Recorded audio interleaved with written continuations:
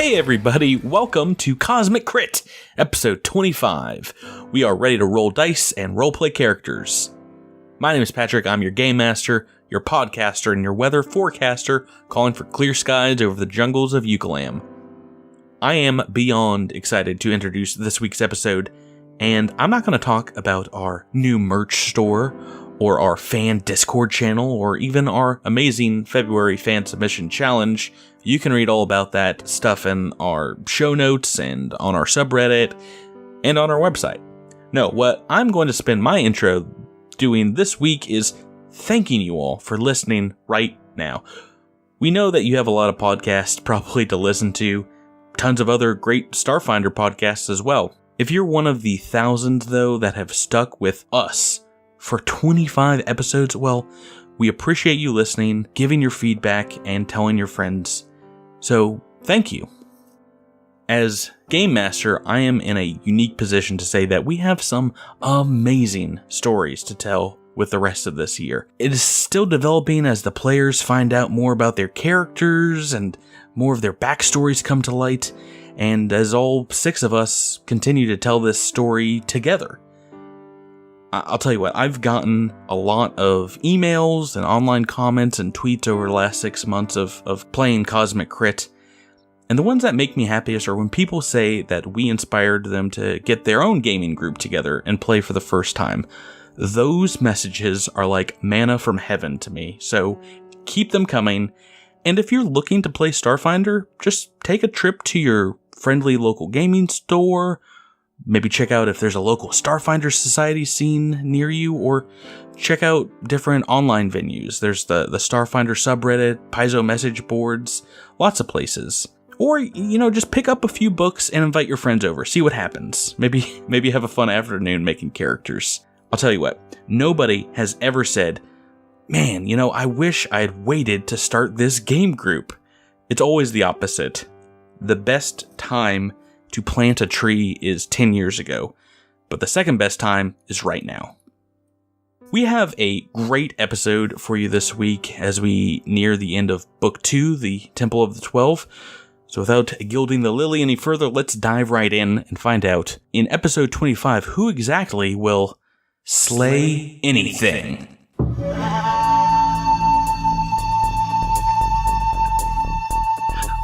Last time on Cosmic Crit. Edris had a heart-to-heart with Rakawi. It was a beautiful moment. We found a giant statue of an elf covered with stars. That statue looks just like Alindra.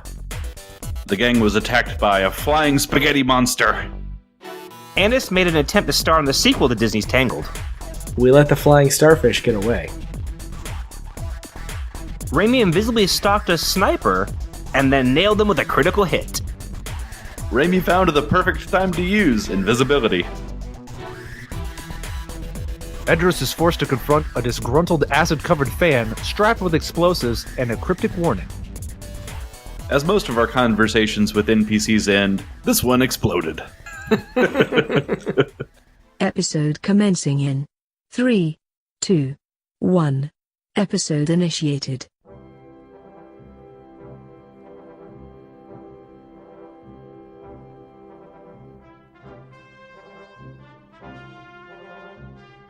Hold on to your hats and crack your whips. We're going on an archaeological expedition into the Eucalam. We're leaving the cushy University of Cabaret in search of relics that should belong in a museum.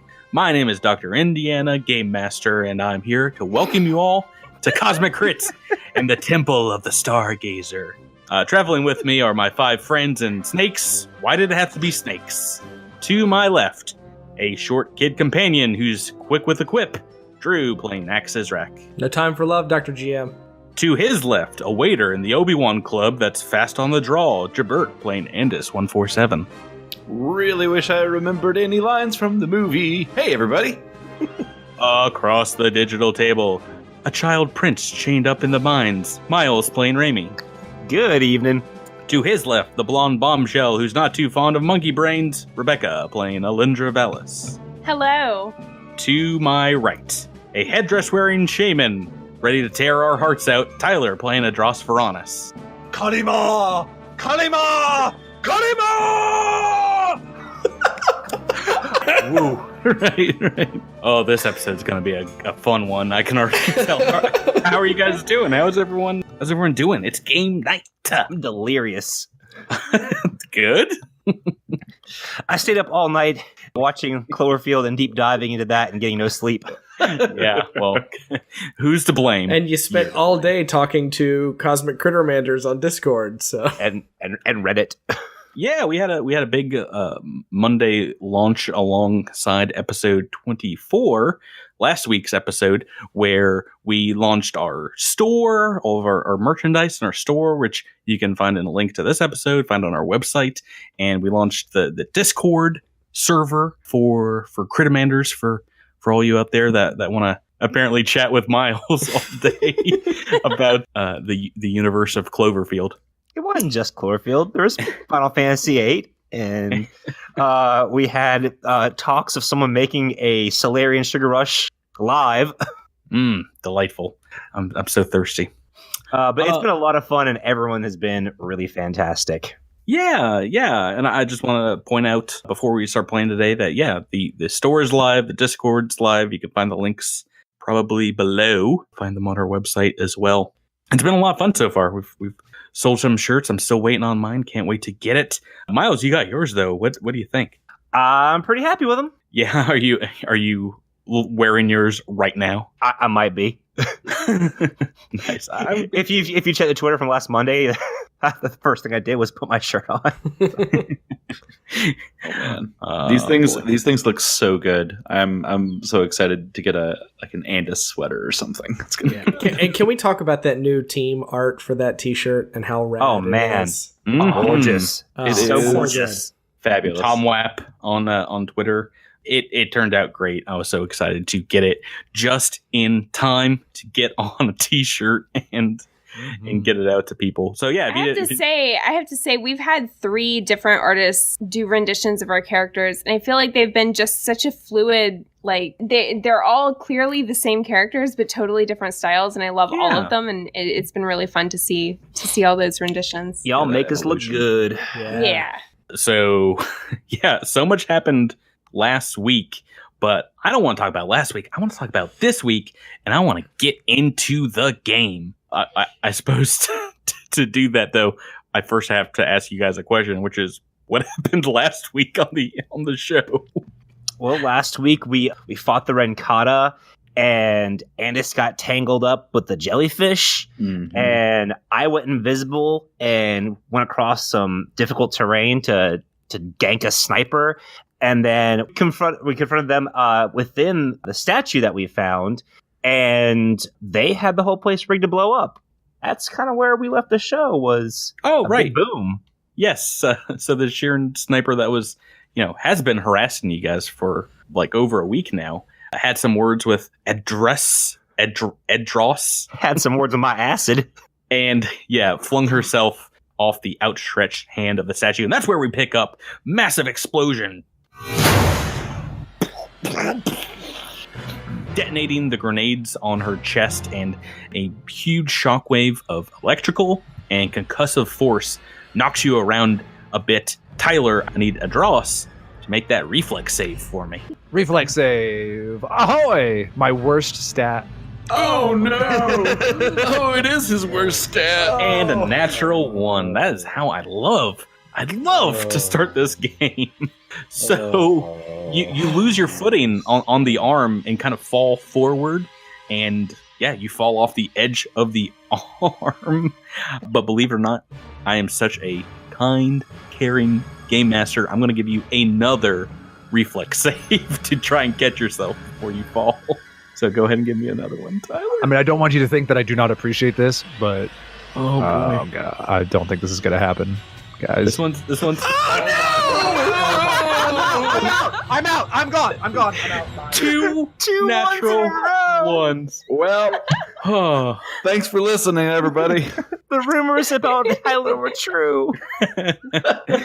Oh, the two fumble Tyler, they calls him.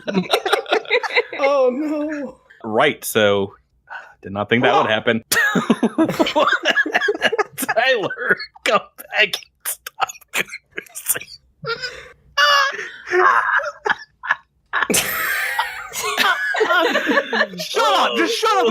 game. Just kill me so I can re-roll something else.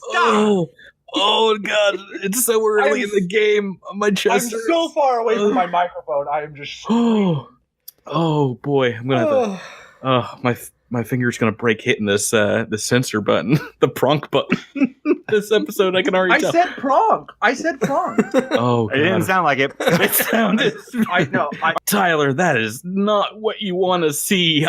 Two failed reflex saves. Yeah, you reach a claw out trying to grasp at the arm of this massive statue, but you're unable to. You fall from the arm, flailing, as you try to grab onto something, and you take a good deal of damage. Oh boy, I didn't think this was going to happen. Yeah, 19 points of damage as you fall about 40-50 feet from the arm down to the stones below with a sickening thud as you hit down there. How are you doing, Tyler? How's that dross? I'm okay. So dejected. I'm going to interpret that for you. Tyler was upset because he was already halfway done rolling up a new character. and then he realized he's going to have to keep playing this one for a few more minutes. Yeah, I didn't think you were too bad off from that previous fight, because it wasn't you that I critted twice in the previous episode. So I had 10 stamina points left, and of my full HP, which is 34.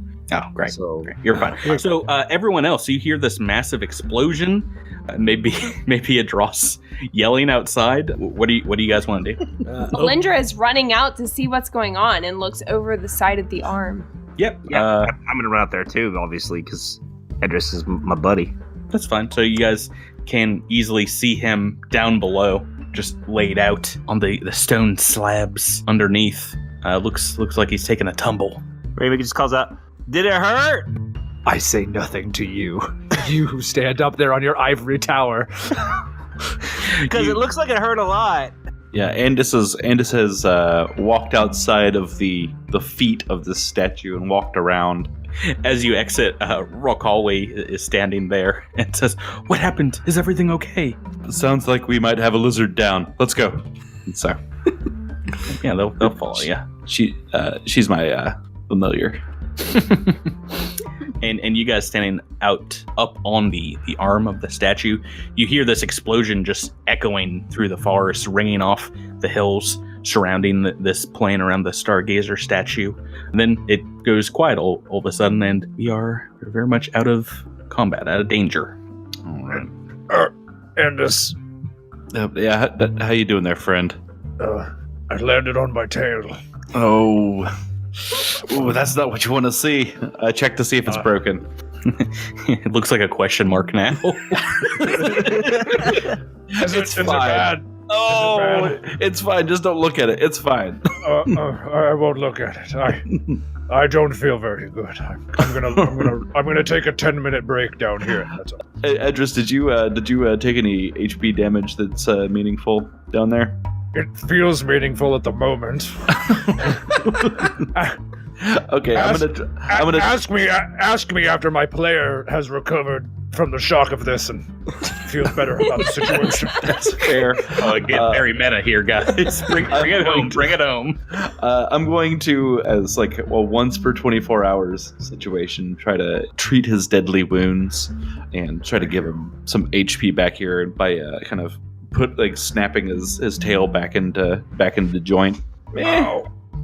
You're not gonna die or anything, but you don't feel much better.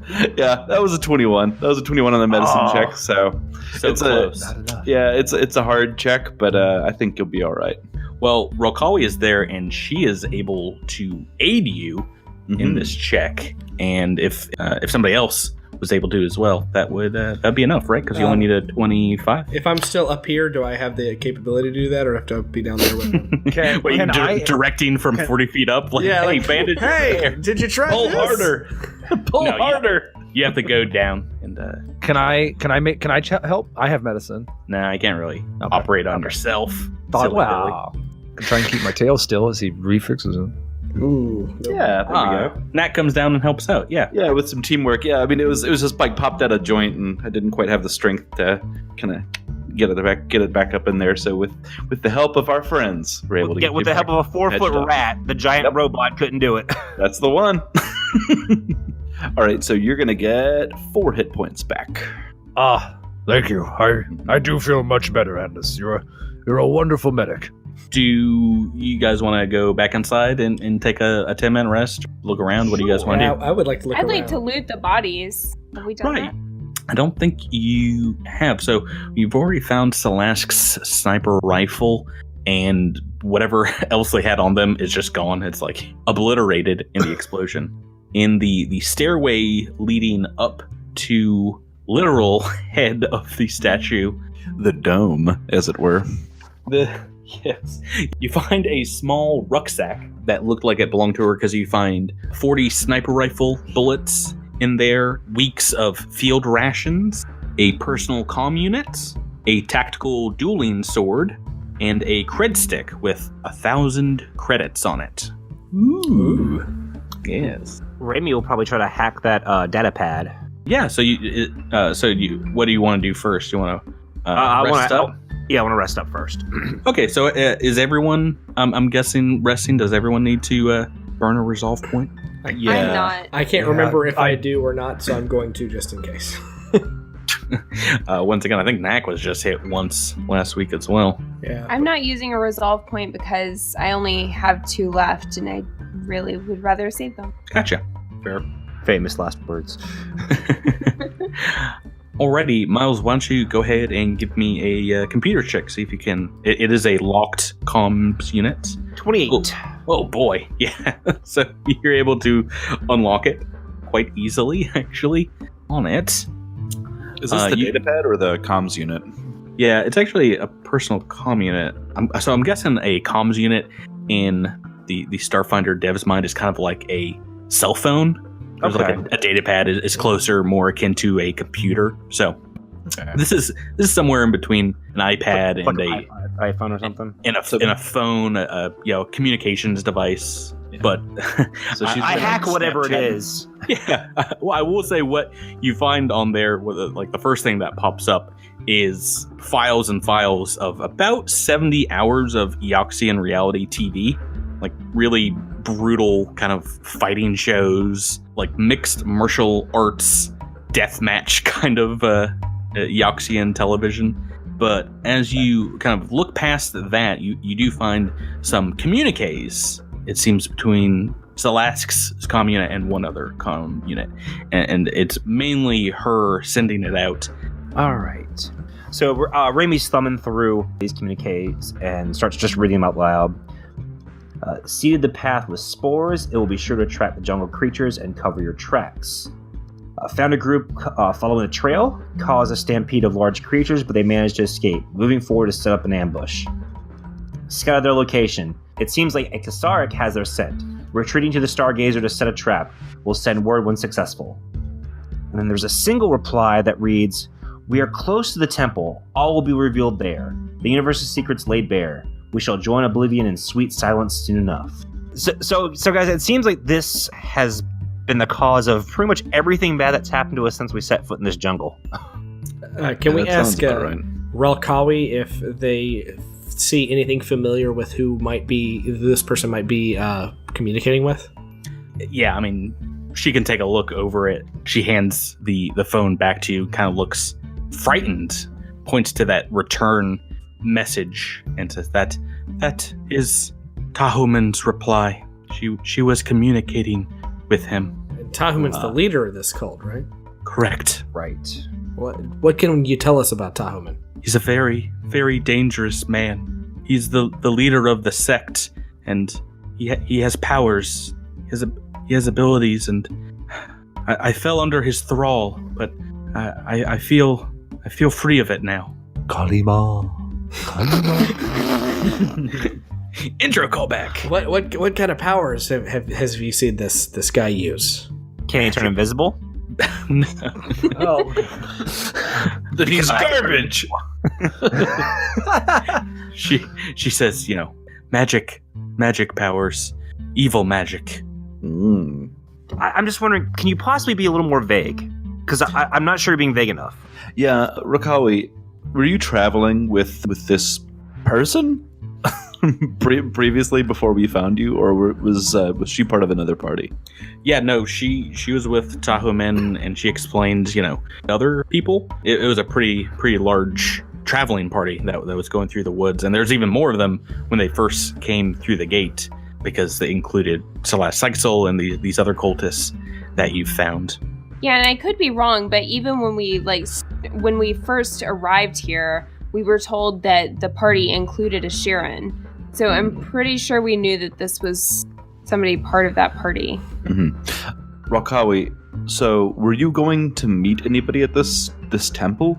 I don't know that much about the temple, but they talked a great deal of finding a place on the slopes of a mountain. I'm sorry, it's all a little fuzzy. I understand. I'm just trying to get a sense of what sort of head count we might be up against here. If we've got any more snipers to deal with, I'd like to know now. Not that I know of. Okay. I'd be more worried about this under his thrall. Is that a spell you think he cast on you? Did you think he used magic to make you follow him? He is like me, Lashuntan, and he would make all his devotees retreat with him and probe their minds for hours and hours on end and ask so many questions. It was very confusing, but it made me want to be with him. Well, high charisma characters. Can't live with them, can't live without them. I'm pretty sure we know this is a cult leader and charismatic at that, and that's who we're after. Why are we asking questions? I'm confused. Meta, I'm trying to see a couple of things. One, are we going to have to worry about him casting some sort of mind control spell on us as we get closer? Or two, if he comes at us with 7 people, if there's anything we could do to break that spell like we broke it on Ralkawi in the middle of the fight to turn some people against him to give us a hand. That's what I'm thinking. Yeah, she doesn't know anything about any mind control that he has. Okay. I mean, as a Lashuntan, he's got certain abilities, telepathic abilities and things like that. So, I mean, that's always a risk, but I don't know that she can really give us any other information. I think we need to forge ahead. Yeah, I suppose it's about time. Well, do you guys want to take a look around the statue here? I think we should, yeah. Yeah, Alindra would like to take a closer look at the constellations that are on the outside and like really close up and see what those inscriptions might be, those stars that we saw from afar. Right. So I think you got a pretty good look and some photos as you were entering the main body of the statue. Mm-hmm. And kind of examining it. You can spend more time doing that. There is the head, which I don't even think anyone has been in yet, of the statue. Does anybody want to go in there? I will. Yeah, so why don't you guys give me perception rolls? Yeah, that seems like the most interesting part of this thing. It's when you go to the Statue of Liberty, I mean, you're not walking to like the belly button. You're going to the head. Is this where we find the controls to turn on the statue robot that we can traverse a large portion of the jungle? Your love. Oh boy. So we got some pretty good perception rolls going on here. Alindra 23, the highest. So the top of this domed chamber, as you enter, you climb up some steps in the neck. The top of the chamber resembles the concave side of the statue's face. And yeah, you can tell exactly where you are because of that. It's pretty well lit because the eyes of the statue, the elven eyes, there's a lot of light and wind pouring through them. Around the sides of the chamber, rotted tapestries lay on the ground with small beads scattered about, and the main part of this room, the large dais on the floor, seems overgrown with moss, but Alindra, you can see that there's some kind of pattern beneath it, like along the edges. Okay, I'd like to clear away the moss. Can I use my solar weapon for that? Yeah, I mean, you can just kind of kick it away if you want. Oh, okay. But if you want to be like really dramatic, yeah. A few quick slices of your solar weapon and it's, disintegrated. And clearing it off, you see the symbol on the dais. It's of a large constellation of 12 points, a dodecagon pattern, and there's writing around the edge of the constellation, and it's in the same strange language that you saw back in the computer system on the Drift Rock. In addition, it looks like a translation beneath it in Elven. Does anyone speak Elven? No. But Remy can cast translate language or whatever that does. Yeah. I have comprehend languages. Well, if you want to spend time knack and because there's no threats right now, and take 20 on culture, you can kind of decipher at least the gist of what it says. Yeah, I will do that very thing. So that is going to be, because it's about like 6 or 7 letters. And so that'll be 27 plus 1, 28 culture. Yeah, well, it's more than enough. Taking 20 here. You've got the gist of it. The words say, those whom dwell within the nursery of stars. Those who dwell within the nursery of stars. Raimi, as you're kind of kicking around the elven statue's head, you find, kicking over some of the rocks here, that one of these beads on the ground, it's glinting with this opalescent purple light, and you see a whole bunch more of them having fallen into little crevices in the stonework, and you find about 17 of them in total. They look to be worth a pretty penny. Then I'm gonna put them in my pocket. Everyone else can help you pick up as well, because there's so many. But yeah, they're probably worth somewhere between 50 and 100 credits each. They're very fine, very, very beautiful. Probably adorned the tapestries in this room, centuries ago. All right, I'm definitely gonna pick up at least 5 or 6 of them. Awesome. And you guys just taking a 10-minute break, resting up here as well? Yep. So I have a question about this inscription that I found. So the 12-pointed constellation, is that similar at all to my tattoo? Yeah, kind of. Your tattoo has a whole bunch of smaller little 3-pointed constellations that arrange themselves into this 12-sided shape. So it's definitely very similar. I mean, it's the same kind of shape. It's 12-sided equal edges. So are they part of the 12-sided constellation, or are they similar but different? Yeah, this just looks like 12 points kind of tied together here on the dais, but it definitely looks to be of a whole.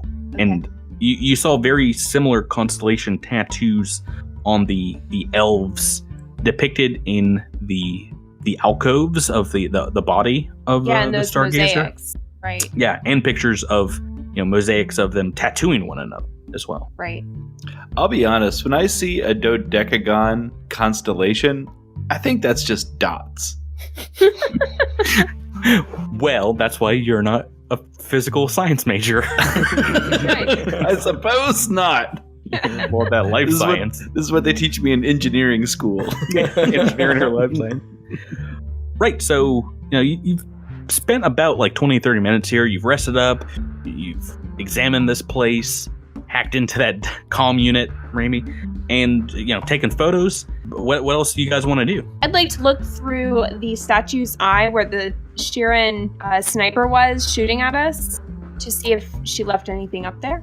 Yeah, so you can just kind of shimmy your way up, poke your head out. It seemed like she was actually probably sniping you through like a rusted hole in the side of the head, but you don't find anything. You rolled really, really well on the perception check. So okay, and what about the other eye, which is looking in the opposite direction? I wonder if I can see anything out into the jungle from that eye.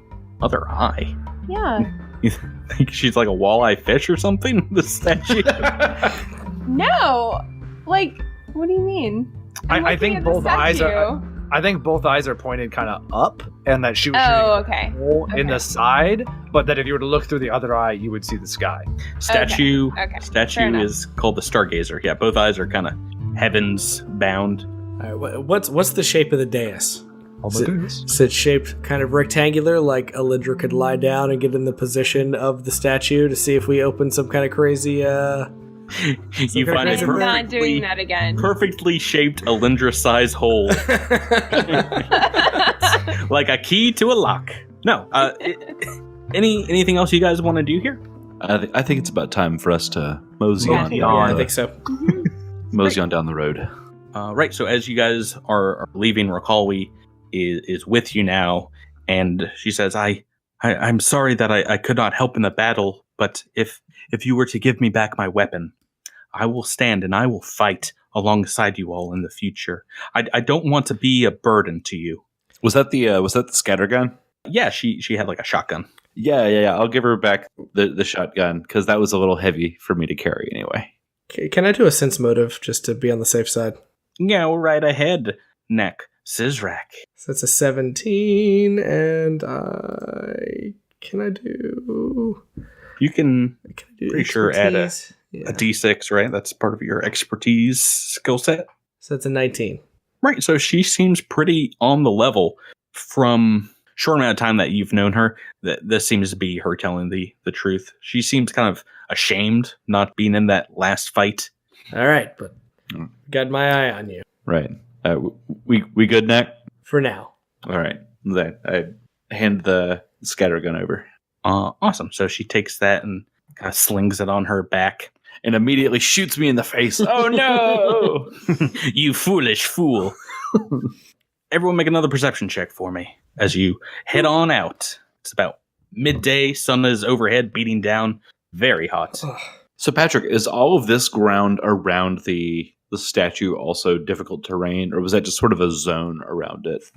No, it's all pretty difficult terrain. Overgrown, these large paver stones turned up and over. So as you guys are gathering your stuff outside the foot of the statue, towards the entrance, Alindra, you just happen to glance over your shoulder. You hear the sounds of heavy footfalls on top of one of the metallic feet of the statue behind you, and you are able to see a very large Kaseric stalking over the statue's sandaled foot. We're in our surprise round of combat. Oh no! No, I've already dealt with you. I don't want to do this again. So in this surprise round, let's see, we've rolled our initiative beforehand. Alindra, you may make a move or standard action. All right, I'm going to move up here. Sorry, can you describe where yeah, sorry. I'm going to move. Podcast people. Yeah, sorry. I'm going to move to the side of the Kaseric. Right, so it is up on top of the foot. So to get up there, you'd have to climb, do an athletics. Can I do that as part of my move? Unfortunately, you can just get to the base of it on this turn. But like I said, this is just the surprise round. Okay. And it looks down at you all. It has 6 targets. Can I actually go toward photon attunement as part of the, or graviton? I don't see why not. Okay, great. I'll go toward graviton. Awesome. And this thing takes a look down at Adros Tyler and throws one of its barbs in your direction. And you are not seeing this thing flat-footed. The thorn dart, let's see, I've rolled a 10. It just misses, piercing the neck of your armor and just kind of bounces off after penetrating about an inch or so. Does not strike your flesh. That is the surprise round. And we're going to turn 1 with Andis. Andis, you hear this thing given its warbling kind of attack. What do you want to do? Are you sure the Kaseric doesn't sound like whoop, whoop, whoop, whoop, whoop, whoop, whoop? It's got kind of a Zoidberg face. Why not Kaseric?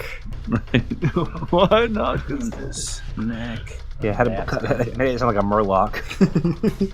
Alindra. That's a good Murloc. Yeah, that was good. It's not bad for playing through the demo 3 or 4 times. But I never wanted to pay for it. Okay. Made the right decision. All right. Jabert, what do you got? Let's see here. So is it in line of sight of me right now? Yes. It might be behind a little bit of soft cover on the foot, but it's a pretty large creature. Stands like 6 foot tall. So okay, you can get a good shot at it. I actually have another thought. So we discussed off air how jump jets work, And last episode, I tried to use them as like, I'm going to run a little bit, and then I'm going to activate my jump jets and go 30 feet. So I think we decided that that's not how they work. So, but I would like to activate them just in like as a move action and just jump jet up on top of the foot. Yeah, so you activate them and it basically turns your move action into like a fly move action. So you get up there pretty easily. Okay, excellent. So I'm gonna jump up and then quick draw out my laser rifle, and I'm gonna take a shot with it. Gotta love that quick draw. 24 to hit. That is believe it or not, a hit. All right, that'll be 11 points of fire damage. Ow, no, that's so much. It's almost max. Awesome, great job. And that brings us to second in the turn order, Knack Zizrak. Another Kaseric, get it! And I want to shoot it with my azimuth laser pistol. So that is a 15 to hit. 16 with get him. And that's EAC, your laser pistol? Yeah. Is that what you said? That is just a hit. 16 EAC. For needed that. Get him. Wait for it, guys. 4 damage. 4 damage. But every hit counts. We've heard it so many times, folks. Raimi, you are next. So Raimi's gonna unsling his laser rifle and aim and take a shot. It's 1920 Booyah, that's a hit. for 5 points of damage. Oh, bare minimum, but once again, still good. Alindra, you are next. All right, I'm going to use Gravity Boost, and since I am Graviton attuned, I get a +2 to an athletics check to climb. So I'm going to climb. I missed that. I'm sorry. I thought you said solar attunement. You're going. No, I said going Graviton. gravity. She said Graviton. Yeah, she said Oh, Graviton. you knew what you were doing. Yeah. You knew I did. exactly what you're doing. So yeah, you're gonna give me an athletics check to climb. Yeah, so athletics check +2, so 28. Why, guys? Why? So yeah, you crush it. You're up on top there. Awesome. And while I was jumping up there, I was using my pulling out my solar weapon. And, Okay, yeah. Pull your giant blue sword. Yeah, and I'm going to try to hit it. That's a 24 to attack. That's a hit against KAC. And damage of 14. Boy, oh boy. 14. It's like we assembled a whole team of Chris Pratts. Ed Ross, your turn. I'm really glad this thing showed up. I've got some irritation I need to take out on something. And he's gonna pull out his big old laser Gatling. What is this thing called? Artillery laser. That's right. Oh, awesome. And fire it into the creature. Come on. 19? Against the AC, that's a hit. Yes! Max damage, 15 points of damage. Oh! Yeah, it's not doing too well. You guys have shot it 4 times, if memory serves, and flashed it with a Zord once. So yeah, it's not doing too great. Rakawi has fumbled and pulled her weapon from her back and is getting ready to fire as well. But this Kaseric, has got Alindra right up in its grill and is going to try and make an attack already. So that is going to be a hit against KAC. I've rolled 11 on the dice. And damage. Maximum damage. So 15 points of damage as this thing's massive tentacled mouth just kind of envelops you and just bludgeoning damage. It smacks into you, kind of cuts off circulation to parts of your body that wraps around and squeezes. Am I affected by that? Like, do I have a condition that I need to account for? It's just the darts. It's the darts that have the condition, right? Yeah, just gobbling you up. Yeah, okay, pain. it's fine. It's fine. We've been so traumatized by all these conditions we've been getting. No conditions. Mouth. You're just sickened, nauseated, exhausted, and this one is looking pretty beat up, but it's totally okay because it was the distraction, as coming from the opposite direction are two much larger Cassarics. Oh man. Oh man. They're not running forward, but they're kind of leaping and bounding over the rubble. They take their entire turn moving towards you, and they've got Knack like dead to rights almost right now, because he's the only one like not near the opposite Cassaric. And Ralkawi is going to try and take a shot. Ooh, they are awful with their scatter guns. So +5. That is a miss even with get 'em, unfortunately. So yeah, she blasts up with her shotgun. Gets a lot of foot, doesn't get a lot of Cassaric. Ooh, that could have been the end of it too. But that was turn number 1. Turn 2, Andis. You are up on this foot, got this thing right in front of you. What do you want to do? Oh boy. Oh, and you also hear these two warbling behind you. Yeah, I'm not going to track. I'm going to take 2 shots at a -4. If I down this thing, I'll shoot at one of the other ones, but... Okay, so you're going to shoot at the one that has been hit nearly dead? Correct, yeah. Okay. There's one. That is a 15 to hit. So -4. That is a miss. Okay. Oh, that one's a miss too. Oh no, natural 1. Yeah. Well, Get 2 shots wide. Cocky here. Next, Sizrak, you see 2 very large Cassarics stalking for you, and you're the prey. What do you want to do? Pronk, I'm going to move back here. If I... So it is half speed. difficult terrain. so I can only move 2 blocks, is that right? Well, if you normally move 30 feet, you can move 15. Nah, I'm gonna move here, and Alindra, stick in the fight.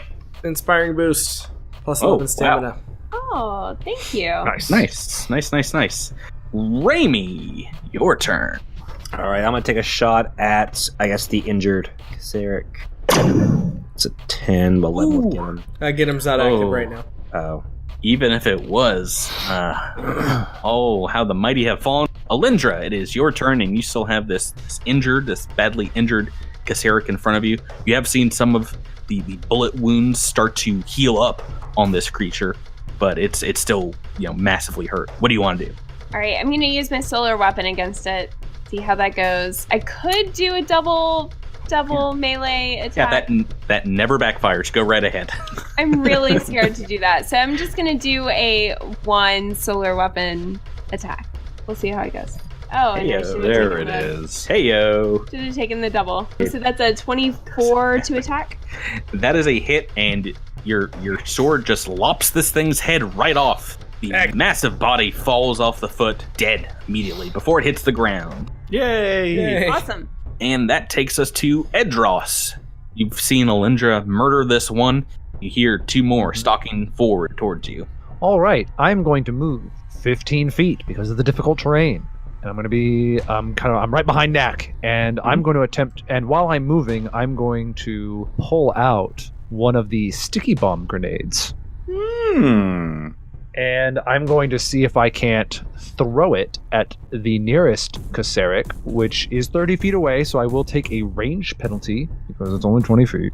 Yeah, but you're trained with grenades. You're a strong feller. Yeah, and it's a big creature. I'm hoping I can entangle this thing. You're not trying to hit the Cassaric with your grenade. You're trying to hit a point near it. No. I want to hit this thing in the face. I don't think that's how grenades work. add your strength to damage. Yeah, right. It's like throwing a rock at it. Yeah. I didn't pull the pin. I just threw the grenade at it. Oh, grenades are fun. Roll me that attack roll, and we'll see what's happened. 23. All right, that's a hit. Yeah, you land it at the square you want. I don't think you get a reflex save. I think a creature hit by an entangled weapon becomes entangled until it escapes with an acrobatics check. It doesn't say you get a reflex save. All right, so you've hit this thing. You've hit the Cassaric with the grenade. It is entangled, as per the condition, very similar to what happened last week with Andis, as the Skyfisher was the name of that giant starfish, as that thing was throwing its web at you. Yes, now the rubber band's on the other claw. This sticky goop kind of comes out and just wraps itself around one of the Cassaric's legs, and it starts like pulling and yanking at it. And that's Edros, your turn. Rakami kind of steps forward alongside you, and she does not have range or scatter weapon, but she kind of braces herself and gets ready. She double moves. All right, so this let's deal with this entangled Kaseric. It is going to try, and so it can do an acrobatics or a strength check to try and either kind of jump its way out of the entanglement or just tear the threads and the tendrils of the sticky bomb's web. It's going to try and acrobatics because they are very fleet creatures, and it makes it makes it quite well. But I'm pretty sure it's a standard to get out.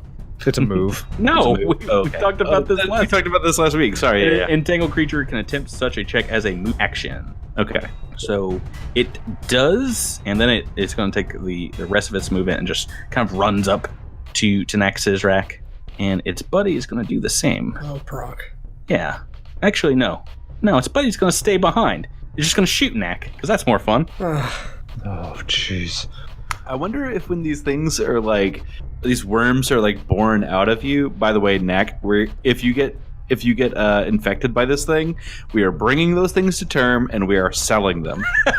Gross. But I wonder if it's like an alien where they take on like features of whatever they grow out of. We're gonna have little rat worms. So I don't know if we've seen this ability, but it's actually not going to thorn dart you. It looks like these guys are ready to kill. It just sends gobs of acid in your direction. So this is against your EAC. What is your EAC, Mr. Sizrak? It's an illusion. My EAC is... It's got to be 11 or something. Oh, awesome. Oh, that's 2 hits. Oh, no. Oh boy. Oh, no. Oh boy. Yeah, it's just a little bit of tenderizing.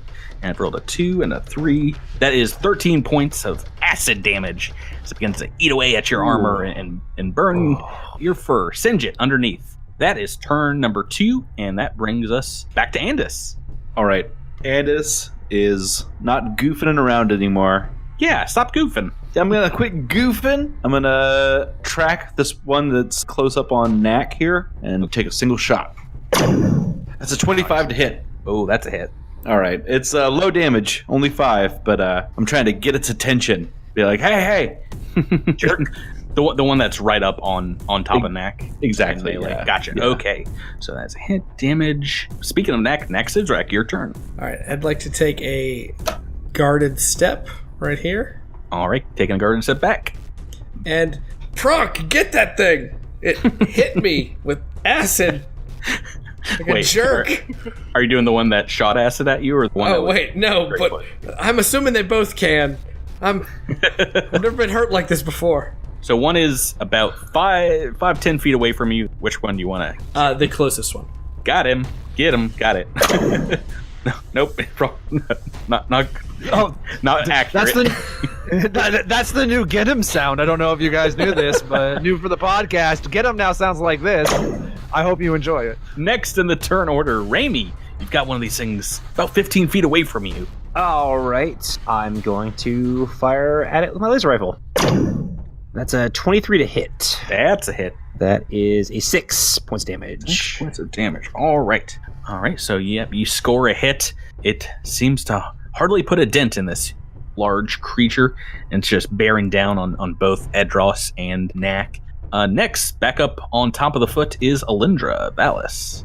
So can I just jump down off the foot, or do I need to climb down? Yeah, no, you can jump off as part of your move action. It's less than 10 feet.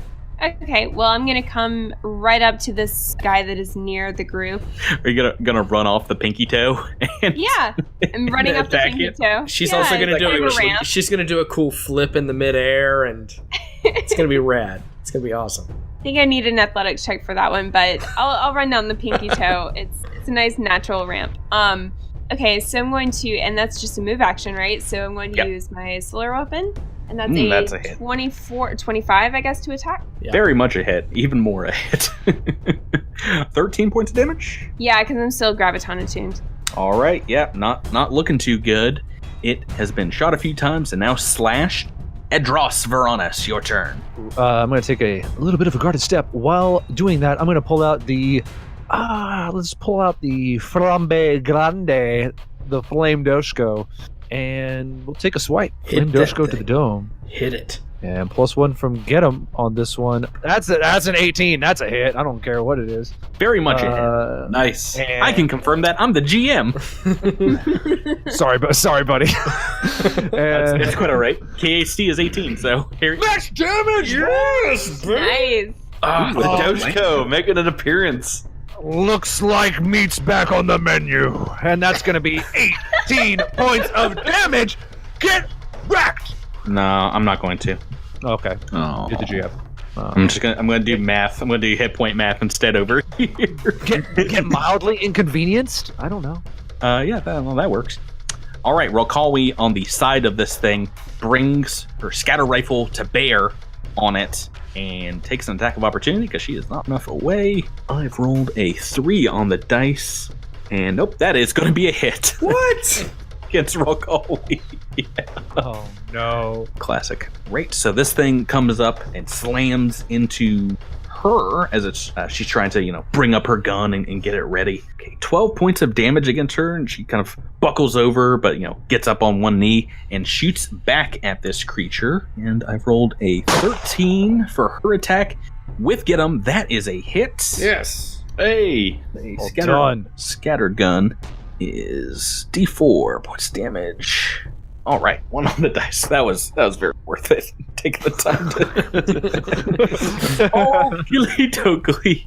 All right, and this one's friend is going to come in and have a little snack time with Edris, and this other one is going to have some snack time with Alindra. Let's do some attacks against Edros. So 3 on the dice. That's going to be a miss this time. Mm-hmm. And against Alindra. Ooh, 19. Oh, Ooh, no. Loving it. That's Oh, it. no. Never fails. Minimum damage, 10 points of damage. And you see this one that you've hit. Basically, all the pellets that Rokawi shot into it completely heal up.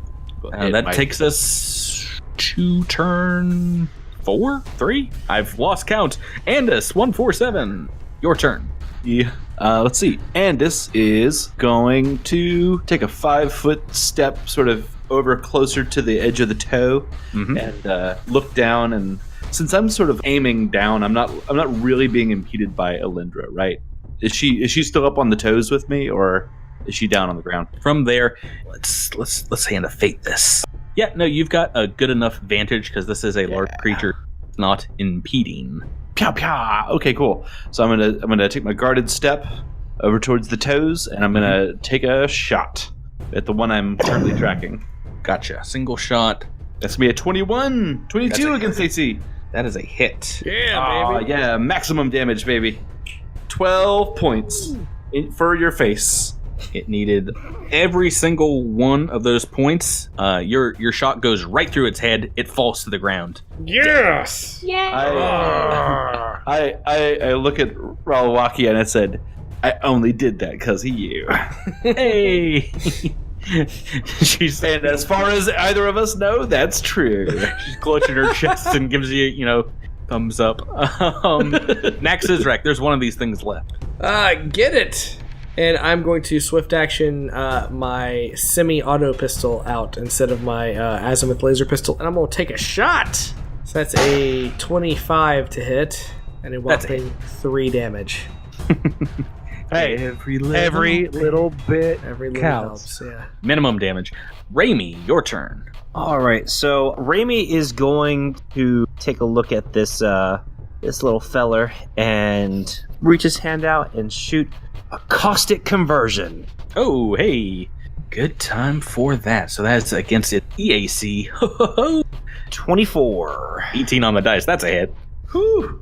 So I get to roll 4d4. 4d4. I've got 3 plus 4 is 7 plus 1 is 8 plus 4 is 12. Nice. And then obviously its next turn it gets 5 additional damage at the end of the turn. Yes, I am. You've rolled 2 1s and 2 4s. That's 10 plus 1, right? I get plus 1 because of spell focus. Or I mean harmful spells. Yeah, so 11, not 12, right? Yeah, sorry, math is hard. It's really not. All right, 11 Sick points. GM burn. No, what I did was I added 2 because I'm used to my magic missile. Plus 2. Okay, so that is Raimi's turn. Alindra. Nicely done. I am going to stellar bull rush at this thing. Ooh. Yes. All right, so running over the dead body Yeah. of its companion. She's So- got magical powers. I know, yeah. Wow. This I'm is, made of this is like stars. her main one. Go ahead and give me an attack roll. Let's make sure this is worth it. All right, Oh, so this boy. is a stellar bull rush. I rolled a 25. I guess that would be 26 to attack. Oh Is that right? my Yeah. goodness. Guys, its KAC is 18. You bull rushed it. Yes. This is the Okay. first time, this attack has worked out. All right, so it's Yeah, Bull Rush is just. Yeah, pushed it's away. just pushed back. Yeah. Oh, right. Wow. So you knock it backwards. But not only that, but it also takes burn damage. It So- does its 2d6, right? Yeah. All right, so let me make my Kaceric's reflex save. That's a 2 on the die. Oh, Nice. that's a failure. It's taken full damage. That was very much worth it. Yeah, so that's 8 burn damage, right? That's Oh, what I right. I rolled. didn't even. So you come running from attacking its friend, put your shoulder into this thing, and knock it back 5 feet. Give it a nice fiery corona attack. Pretty good. It's pretty good. That's right. Knocking it 5 feet away from Edros Ferranis, whose turn it is right now. Sorry. Edros kind of looks at you and like, well, I was going to hit it, but dang. Alindra's like, my kill. Should I just step to the side and let you deal with this? I feel like I'm just in the way at this point. No, I'm going to go ahead and take a full move action. I'm actually going to try and get out of the way of the guns that are going to rain down upon this poor thing. Then swing with the flame doshko. Right, so it's going to get an attack of opportunity if you're moving Well, into I'm its move- range. Yes, you absolutely enjoy it. Nah, don't worry about that. I've rolled a 1. Natural Oh, one. boy. Oh boy. It falls on its nose and sneezes. Not a great day for the Kaceric hunting party. Yeah. All right, so you're This is- making an attack too. I know, and I just really want a 20 right here just to make it perfect. Well, I rolled a Hey. total of 20. But max so- damage. Yeah, not bad Max damage. Yeah, I'll take that. So 18 points of damage to you. Yeah, that hurts. I'm not gonna lie. That stings. All right, so it is. Did you take your additional 5 points? Ooh, it's not its turn. Hold your horses, Raimi. Wakawi gets to go first. She moves up and levels her scattergun again. Tries to attack this thing. Oh, and she hits. Yeah. Same amount of damage. All right. Alrighty. And now on its turn, you see some of these wounds start to heal up, but then the nanite acid attack begins to burn on this thing's outer kind of floral hide and opens those wounds right back up. Right. It takes damage. Well done. That was a good caustic conversion. Very useful. And we're on to its turn. It is got Edros right in front of it. It's gonna make a couple attacks, and it's gonna try and eat you. Last ditch effort. I can roll well sometimes. Sometimes. So that's 7 I rolled. Definitely a miss. And the 13 is a hit. Ah, dang it. Smacks into your side for 12 points of damage. How many bonuses does this thing have? Oh, they're scary. Yeah, they're terrifying creatures. Andis, back to you. Next turn. All right. The one I had tracked is down. I feel very good about that. So You should. 1, 2, track the other one and Already. shoot it with my super gun. Wait, so am I gonna be taking penalties from soft cover on this one? Because so for the listeners, Alindra's sort of between the two of us, but I'm wondering if I still have a bit of an angle on it. I'm up high enough. Yeah, if you're still on the foot, you've got a good angle. Okay. I'm not going to call it soft cover, but this time it does get a little bit of cover Okay. from That's fair. Alindra, but not, All right. not full partial. All right, I level my rifle and I pull the trigger. Oh. Oh no. Oh, I saw it wanted to be an 18. It is a 4 on the dice. That is a miss. Knack, Sizz, Rack. Your turn. Get it! And I am going to try to shoot it with my semi-auto pistol one more again. So that is 20 to hit. That does not include your get 'em, right? 21 then to hit. I need all these bonuses. It's a 22 with Adrasis. Oh, I was forgetting about Adrasis thing. Yeah. Yes, and it does have full cover from where you're shooting from, Drew. But a 22 is a hit, even with a -4 penalty. Yes! 3 points of damage. Oh, it's so close. It's so close, but it's not down yet. It's not dead yet. Raimi, your turn. All right, so Raimi aims with his laser rifle. That's +2, so 17 drafts. I don't know if you even get the +1 from me. I might be providing soft cover. Yeah, even a 17 with the coverage game, that is going to be a miss.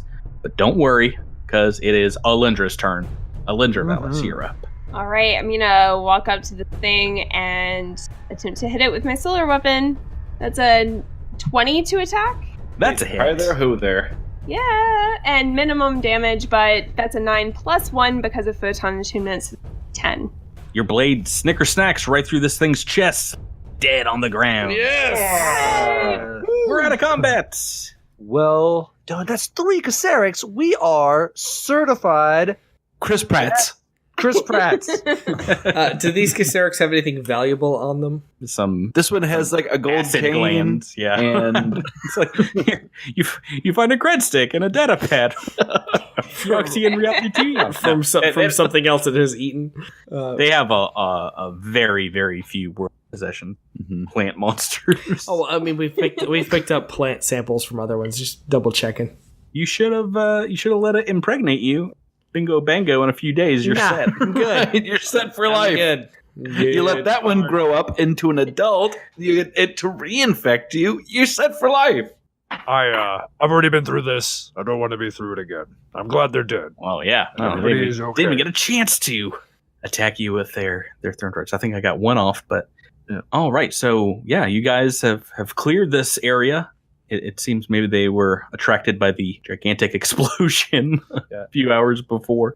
I have to say, I'm feeling inspired. I think it's being near this statue and all of the stars, and my powers are so awesome. And don't think you rolled a miss. All right. All right. Well, Yeah, rub it in, why don't you? yeah. I was about to say, while Lindra turns into a hippie, Edris goes over to Knack and is like, yeah, you took a bit of a hit there. Are you doing okay? Can I inspiring boost myself? That's really depressing that you're asking that, but I don't think you You're not bad at this, Knack. You're not bad at this. you pull out a small hand mirror. You're just as good as all of them. Listen, Knack says, Rack, you're good enough. You're smart enough. And inspiring boost yourself. And gosh darn it, people like you. Alrighty, you guys have survived the Stargazer. You get back on your way on the trail kind of to the north. And yeah, it seems like the rest of your journey goes by almost without incidents. The next few days, very quickly, in rapid succession, go by. Tyler, you're able to steer the party well the next day. Get a little bit lost, get back on track, make up time, lose some time. There's lots of twists and turns. The jungle still incredibly hot.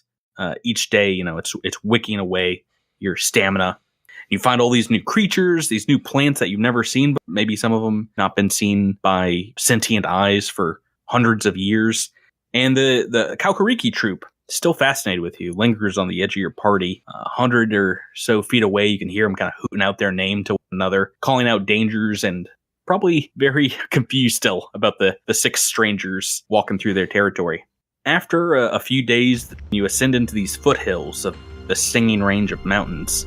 The jungle thins a little bit in places, and you're able to see these vast distances behind you where you've traveled. The western sea is nowhere to be seen, as you've traveled inland at this point over 100 miles. Getting close, very close to the 120-mile mark that you had in mind when you set out on this journey at this point, 11 days prior. It's late in the afternoon on day 11 when you see it. You crest a hill, and in the distance there are hundreds of decrepit-looking stone structures poking out from the canopy, perched on these kind of weirdly spaced hillsides. And yeah, it looks kind of like an ancient city. As you look it over, Knack, you realize that this is something you've seen in Halquimzon's notes. All right. This looks like the Forsaken City. The city in the foothills is a forest of small pyramids overgrown with vines, as with the funerary monuments of lost Osirian.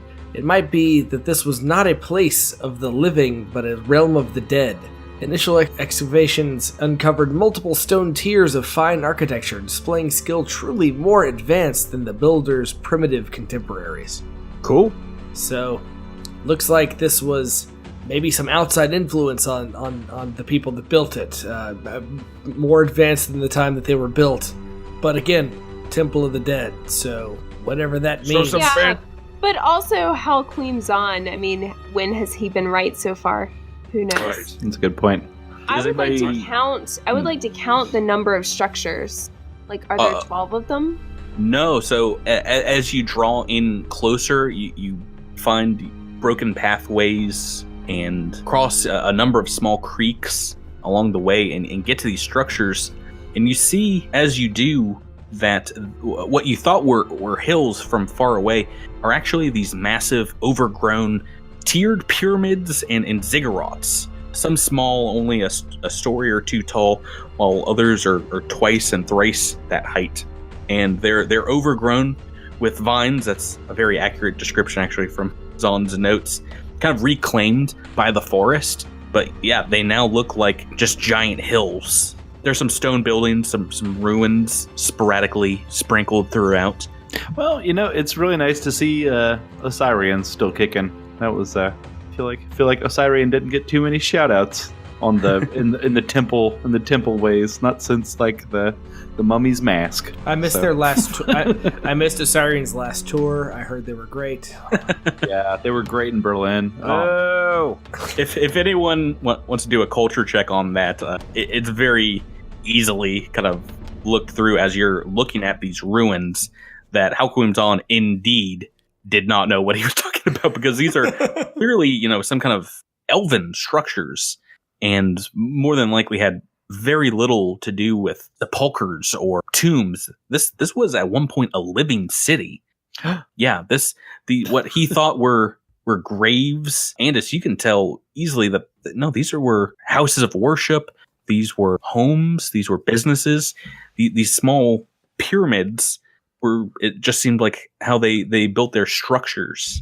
And you see the remnants of very long and wide avenues, small side streets that have been completely ravaged by roots and undergrowth. But so yeah, this probably held thousands and thousands of people at one point. Okay. So, but this is like Osirian. This is sort of like nothing to do with that deity at all. No, he's dumb. Halquimzon was just pretty dumb.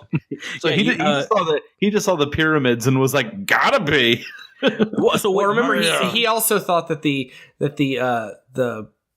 constellations on the statue that we were just at were boils or ever since then, Alendra's guy, this guy is Chiskisk warned you about, gave you his notes and was like, it's a fun read, but don't read too much into it. And this is just another thing that goes to prove that. So you're Andis, you rolled a natural 20 on that culture check.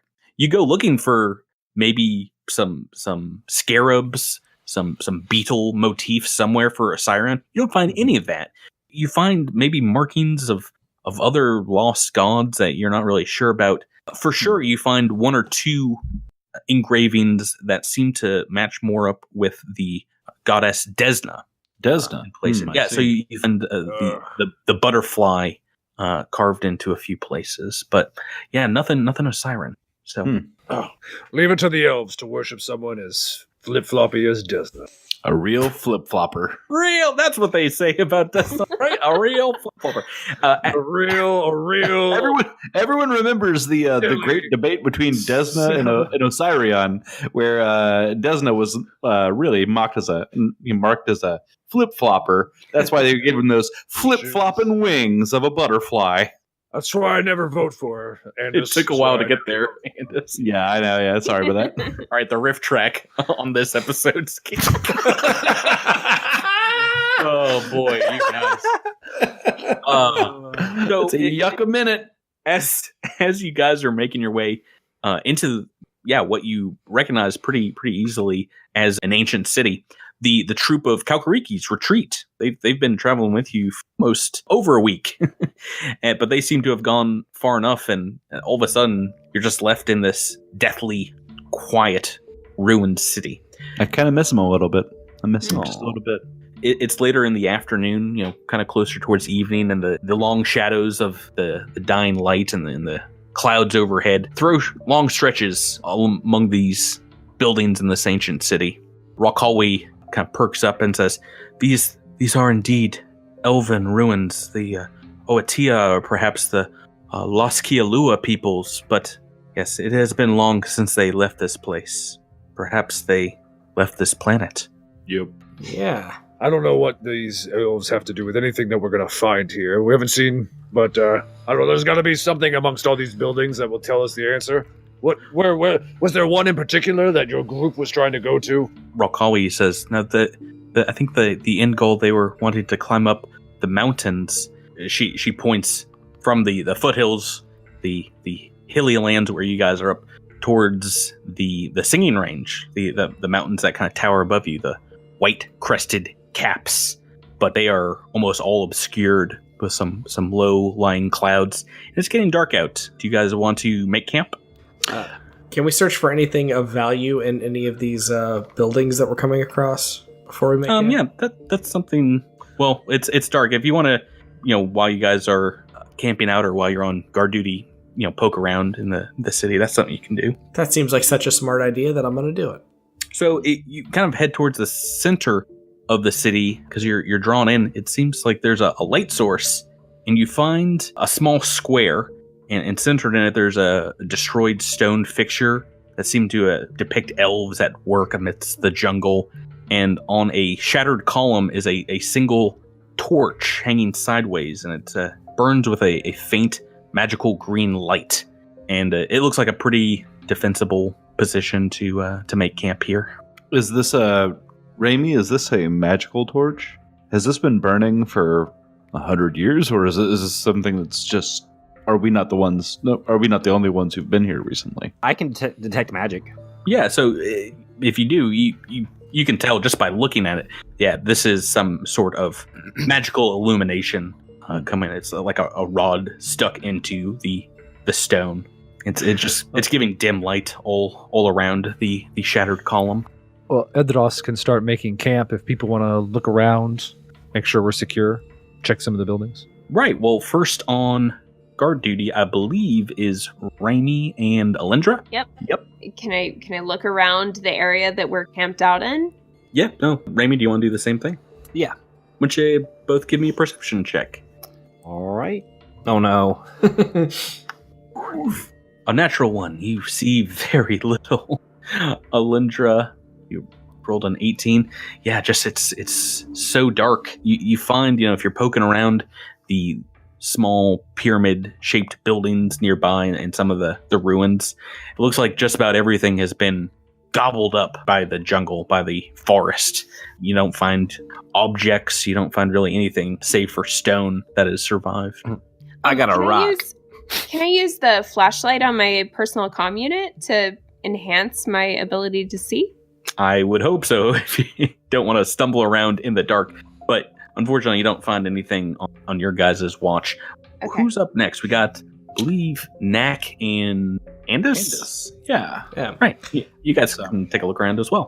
So Knack has dark vision, but he would also like to kind of stealthily walk around just in case he sees anything. Yeah. Go ahead and All give me both those checks. So that is a 23 stealth check, 13 on the die, And a 27 perception. Nice. And what about Andis? Andis What do they want to do? Andis is honestly just going to post up on. I guess these are pyramids. They don't really have roofs. They're more akin to very steep hills because, like I said, they're almost completely overgrown. Oh, I see. Yeah, covered in dirt in places. And so Andis is going to try to find kind of a high vantage point and just sort of keep watch and make sure that nothing sneaks up on Knack. Yeah, give me a perception check as well. Yeah, if I can keep track of Knack with that good stealth check. 19. Oh, bye, Knack. Yeah, I was about to say Knack escapes around the corner of one of the smaller ziggurats, and I don't see him again. Drew, Knack finds what looks like an entrance, a very short entrance, maybe 5 foot tall, definitely large enough for you to get into. It's overgrown with vines and shrubbery, but if you want to clear it away, you see that it is marked very clearly with the carved butterfly, which you can tell is one of these symbols of Desna. Can I tell how deep the entrance is? It's one of the longer kind of corridors that you've seen in any of the houses. Goes down and it bends about 30 feet towards the end of the hallway. So it will require going in to see further into the... What time is it right now? About 1 a.m. Okay. Pretty late into the night. Okay. Can I make a note of it so that we can return to it in the day? Oh, lots of pyramids around here might get turned around, might get lost in the morning.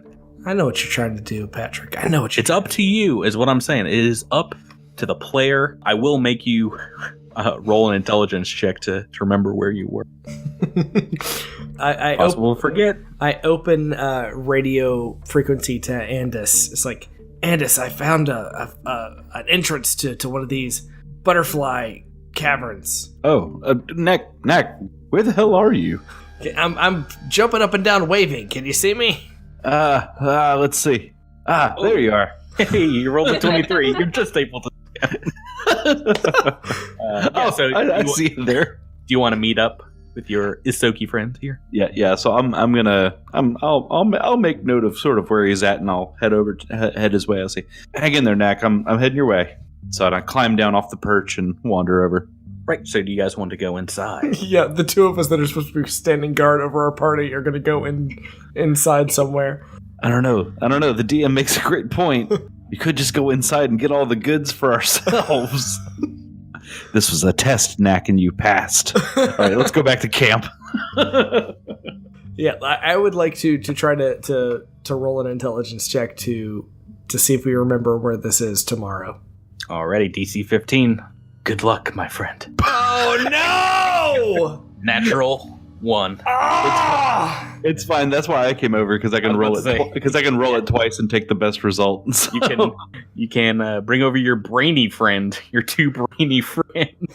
See if he remembers. Natural 1's not going to do it. Rocket. What you got, Andis? Okay, cool. So I'm rolling twice with my memory module, and then right. Ooh, there we are. Yeah. So Andis definitely forgets. Exocortex, not so much. Exocortex, you mark it down and you guys can come back in the morning. Let's go on to third watch with Rakawi and Edris. So while you guys are on watch, Edris, Rakawi comes up to you and makes conversation again. She's been making conversation most nights while you guys have been on the pathway.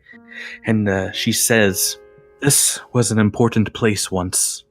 Mothers raised their children here. Great men were born, lived out their lives, and now it is all gone. What does that mean that a place like this, so much life, can easily be snuffed out? What does it say about life itself, Edros?" It says that life is about decisions and consequences. Who knows what happened to these people? Either they were wiped out by something stronger than them, or they left because things here weren't as good as they could be. Either they found their fortune amongst the stars, or they died here because they were weak.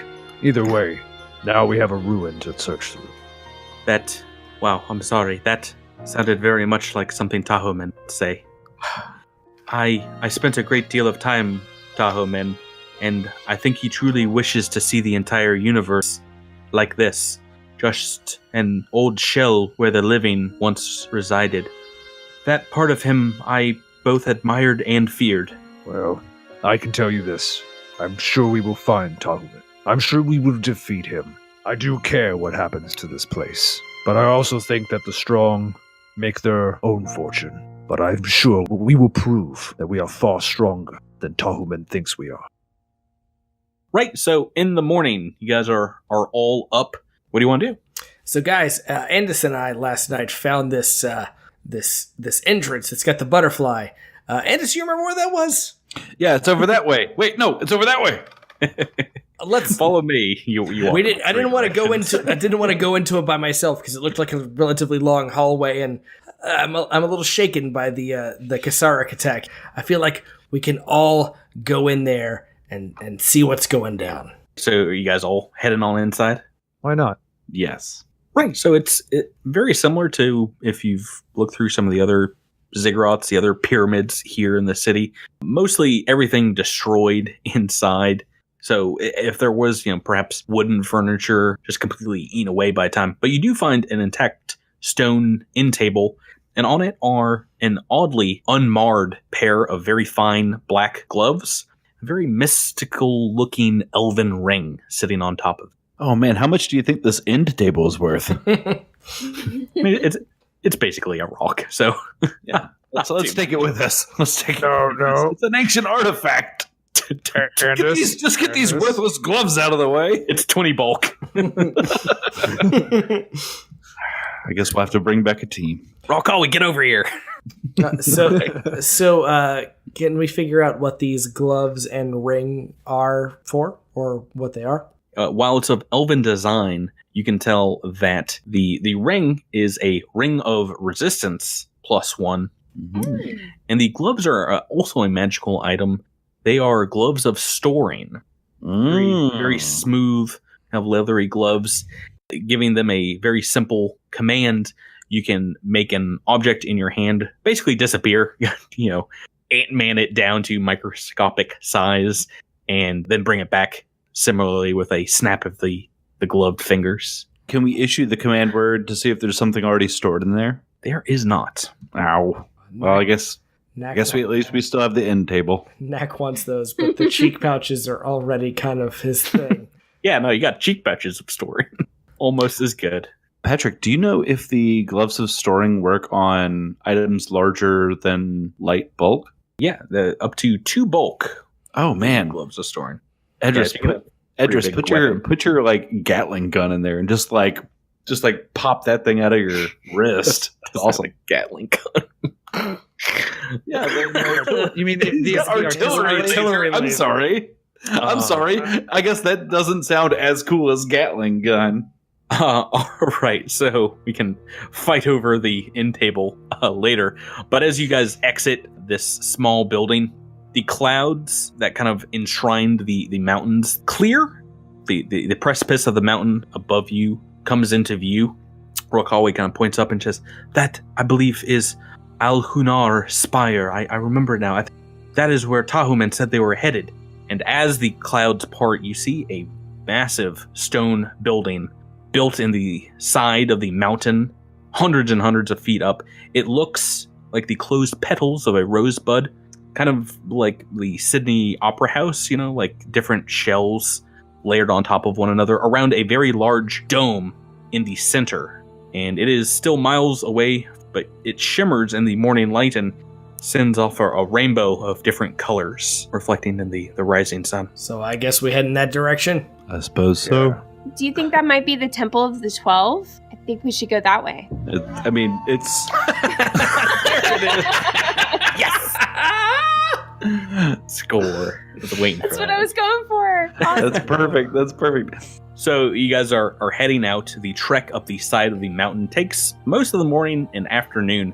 As you reach the base of it, the trees thin out and you spot a pathway cut into the rocky ground. And it turns into this impossibly long staircase that winds its way up the mountain. And it winds back and forth, kind of like double backs on itself in a few places. Those of you outside of your protective suits feel the warmth of the sun but the temperature drops very comfortable, 6 degrees Fahrenheit, 16 degrees or so Celsius. And yeah, it takes just hours climbing these stairs. As the temple grows nearer on top of the mountain, you can make out the light coming of it are actually hundreds of pieces of very colorful elven glass shining in the now afternoon light. Along the path as you walk are a number of small stone totems. They are carvings filed down by the sands of time, so there's nothing legible on them. And these very small shrines kind of cut the legs of the climb in a few places, and you see very similar markings to the rest of the city, a few butterflies of Desna, other god symbols whose names probably haven't been said for thousands of years. And Knack, you're pretty sure that this is another item from Halkuim Zan's notes. The last main entry. This looks like it from Halkuim Zan's notes, the Stairs of Eternity. I'm going to read it. From the Forsaken City arises a staggering, weathered staircase carved into the mountain. Beyond, evoking mystical contemplation in all who would climb it, beyond stands a great temple whose haunted guardians feasted upon my comrades, forcing us to flee the savage sentinels. Right, so as you guys are climbing up these steps, the temple is drawing extremely close. You're maybe 30 or 40 feet below it at this point. You see this huge structure kind of growing almost organically out of the side of this mountain. It seems like it was carved from it in parts. Everybody be on guard for sentinel guardians. Yeah, whatever those are. Right. I don't know what they are, but they apparently ate Halkuim Zan's comrades. So yes, sense motive on that rock over there. Oh, never mind. That's an end table. Wasn't everyone? Let me know, what is your marching order? These stairs are about wide enough you do have to march single file up them. Who's first? Edros Veraris is in the front. Alendra will follow behind Edros. Knack will go after Alendra. And this is it's at the end. I think Raymond's going to be at the end. Fight! Roll initiative. Rami, I would recommend that I go at the end, just so that we have somebody with a little bit of a higher armor situation in case we get attacked from behind. Okay. So, and then Ralkawi is going to be actually right behind you, Andis, if that's all right. Oh. Sure. We want somebody with a high armor class and also a meat buffer. Right behind Ralkawi. Okay. So wasn't everyone going to give me a perception? The old perception checks. Second consecutive natural one. Get him out now, man. Get him out now. Excellent. I just feel terrible for you. Yeah, I'm rolling like Tyler. I know. You're just Veronicing it up in here. All right, so you guys move around the corner, panting, getting up the top of these steps. You come to a wide landing. As you turn around, you hear a wet smacking sound and see enshrouded in the stairs ahead and foliage around it, a huge reptilian-looking creature with a segmented worm-like body and small two-clawed arms along either side. It sniffs the air and looks in your direction. Oh, we're in initiative turn. Oh no! Good Is it like spanning the gap, like over the top of us? It is kind of like hanging over the stairs. There's stairs heading north, and its head is down on the stairs, feasting on a humanoid-looking body. We rolled initiative before the start of game. All right, so in initiative turn, Andis, you are first. Both your party and this creature seem to be stunned at seeing one another up here. You guys see a huge monster. It sees a tasty snack. And you're first. What would you like to do? I'm going to track it and shoot it. Here we go. 12 to hit. EAC. All right. Even though it is still flat-footed, it hasn't acted yet, that is a miss. Next in the turn order, next Sizrak. Frank, get it! I'm actually going to pull out my arc pistol and shoot my arc pistol at it. Alrighty. Arcing it up. That's a 19 to hit. That's a hit. For 6 damage. Got down your damage, Neck. Your hit, Alindra, you are next. All right, I'm gonna go toward photon attunement, and maybe I'll just stellar rush at this thing. Oh boy. What do you think, guys? Yeah. All right. Yeah, go for it. So I'm going to stellar rush. I am not going to bull rush though. I'm going to use my solar weapon. I'm gonna make a charge. Yeah, just a charge. So that's a 22 to attack. That is a hit. Nice. And that is max damage at max damage. Dang. 14 damage. Yes. All right. Wow. Big hit from Alindra. Slashing into this thing's abdomen. You're sprayed with like a pinkish colored blood. And Adros, you see Alindra running, charging ahead of you, getting the first melee hit in on this massive creature. Okay. I guess Edris will file suit with charging into the melee combat and move right up to the creature, but on the opposite side. And he will, while he is moving, let's do the Flame Doshko. The Flame Doshko was working pretty well last time. Let's try it again. And let's go for it. Come on. Oh, abysmal. 15. Ooh, that is a miss. That is a miss against EAC. With 16 with get him, does that make any difference? Unfortunately, I was counting get him. Ah. All right, on this thing's turn. Oh, hey, everybody. I need everyone right now to make a fortitude save for me. Oh, it's a spooky boy. Including Rakawi. Rakawi's good. Oh. Got a lot of rolls on the board here to go through. This thing looks up from its meal as it was snacking, looks in everyone's direction. Its eyes, they shimmer, they glint, almost like thousands and thousands of very small diamonds, dazzling you all. And almost all of you can't look away. The only two that have saved on this creature's special ability are Ralkawi and Andis 147. Everyone else paralyzed where they stand. Okay. That's fun. Oh no. So both the people that ran up to it, Edris and Alindra, paralyzed in place, and it's going to try and bite both of you. Yeah, let's go to Edros. Oh my goodness, my rolls. I rolled a 4. That is a miss even against a paralyzed Edros Varanus. And for the record, for our listeners that are not familiar, with paralyzed, you're frozen in place, but your dex is also -5 if you have to do anything dex related. Yep, I rolled a 4 and a 1 on this creature. Wow. Grand good. That is its turn. Raimi is paralyzed. Wakawi is not, though. She is going to move forward. You got this, Reki. Yeah, she can't get a shot in without shooting Alindra Edros in the back, so she's just going to try and position herself so she can shoot next turn. That brings us back to the top of the order, turn 2 with Andis, one of the few people not paralyzed. Andis is going to step behind Ralkawi and curse her name and that he ever decided to save her because she's blocking his shot. And take the shot anyway. Calm down. She wants to shoot too. Oh, I understand. I appreciate that. No, you're doing a good job, Rakawi. You jerk! You jerk! You make me miss my shot. That would have been a miss even if she wasn't in the way. Yeah, no, that was not very good. That was 6 on the dice, gang. All right, well, moving right along. Nak Sizrak, Alindra Valis, Edros Varanus, all paralyzed still, in awe of this huge creature towering 10 feet while it's standing up, and it's a good 60 feet long from its snout to the end of its tail.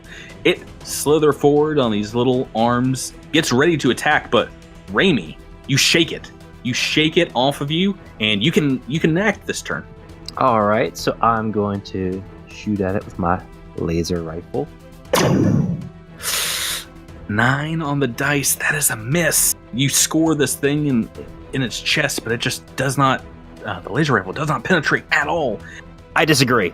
Ralkawi, and she's going to make a blast with her scattergun, and she hits. Wow. Yeah. Let's see what she's doing. All right, pretty good. Okay, damage, not terrible. She rolled a 2 on a d4, and that brings us back to its turn. It is still got a couple of snacking targets. I swear to you, listeners at home, I'm going to roll better this time. First, against Edros Veronis. Oh, 17 on the dice. That's a hit. And then it's going to snack on Alindra. This is probably a miss. What's your KAC, Alindra? 14. Oh, that's a hit. All right, and on both of you guys. So, Edros, 13 points of piercing damage. And Alindra, maximum damage, of course. Nothing but the best. 19 points. Alindra Valis. Turn 3, Andis 147. It's literally eating your friends alive. I can tell. I'm gonna make 2 shots. Pow pow. 21, I guess. 21 minus 4 is 17. That is a miss, unfortunately. Right. The other one's a 9. So close. Knack Sizrak, you shake this thing's gaze, paralyzing gaze, and you can make your full turn. Pronk, get it.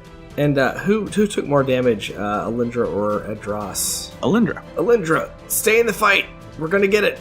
Take 11 stamina. I don't know. Have you seen this thing? It's pretty huge. Next in the order is Alindra. Right. Thank you, Knack. Can I do anything? Am I still paralyzed? No, you are okay. free. Edros, you shake it as well. Alindra, full action. Your turn. All right, so I'm gonna do a double attack actually. Just see how that goes. Okay.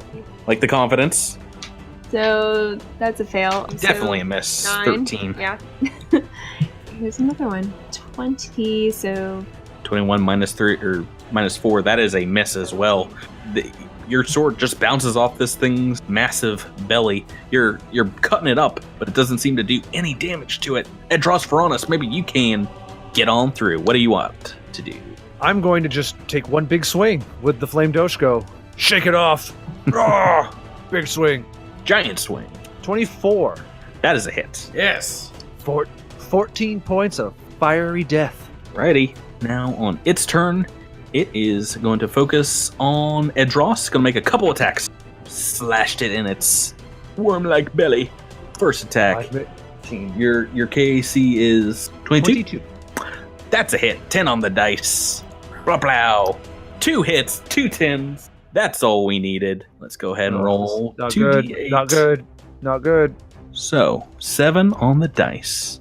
28 points of damage total. Oh, man. As it tears into you, almost tearing one of your arms straight off. This thing has a massive mouth of hundreds of teeth, needle-like, pierces all throughout your armor.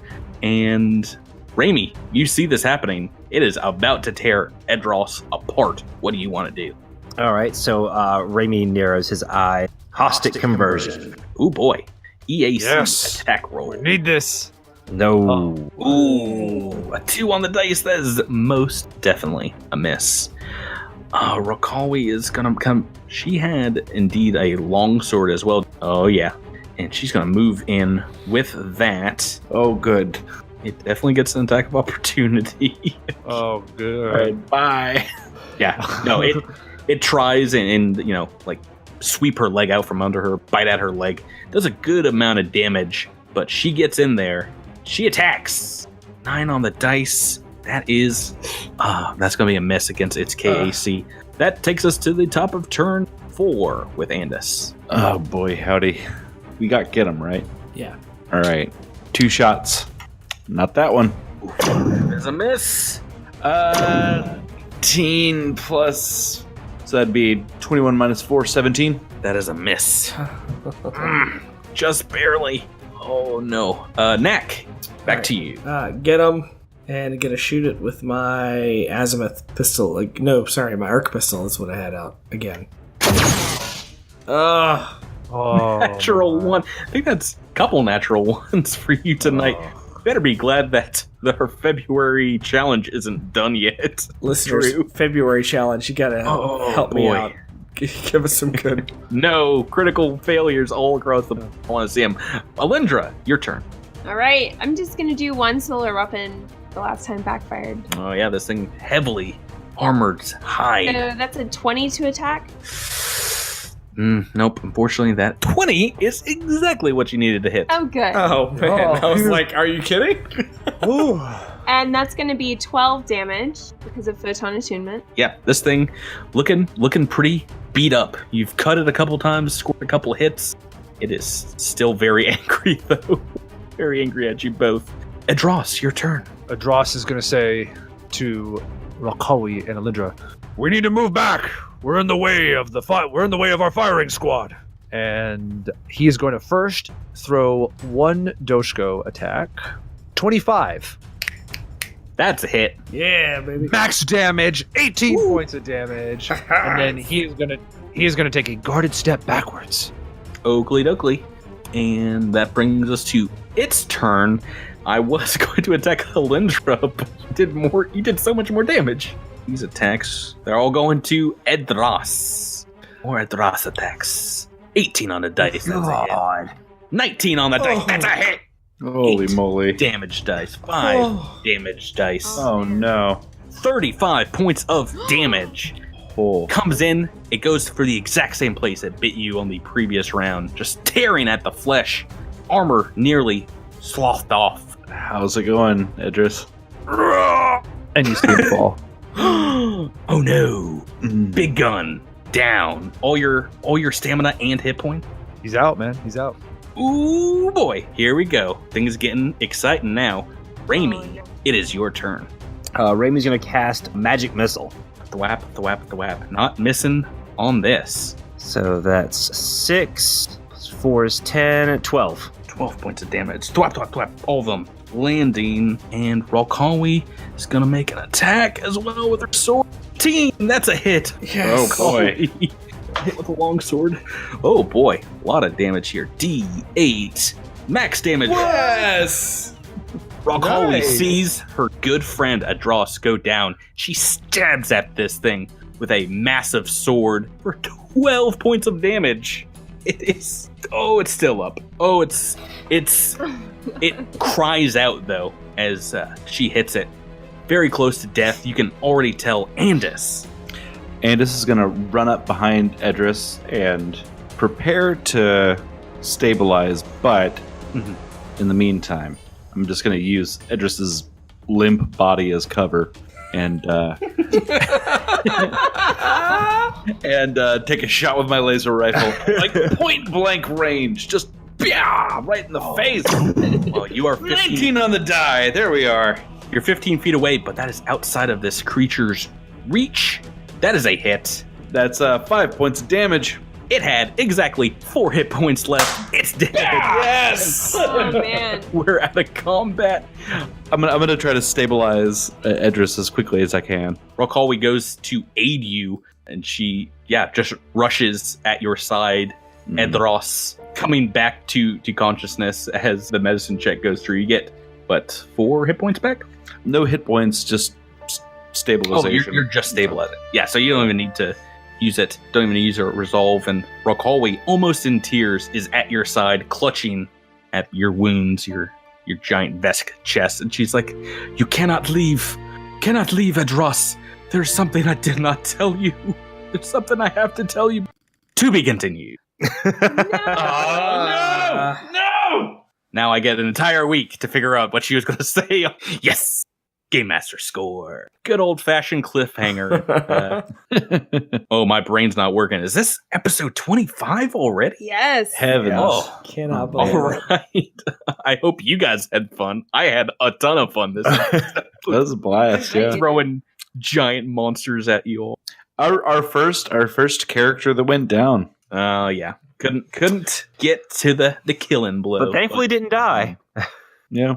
Yet. We gotta wait until next week for that, right? You know, maybe he is dead. You have no idea. He's not back up. Yeah, no, we have a very good idea, but we'll find out next week.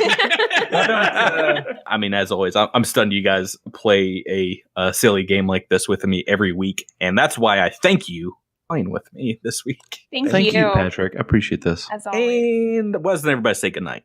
Good night. Night. We'll see you next week.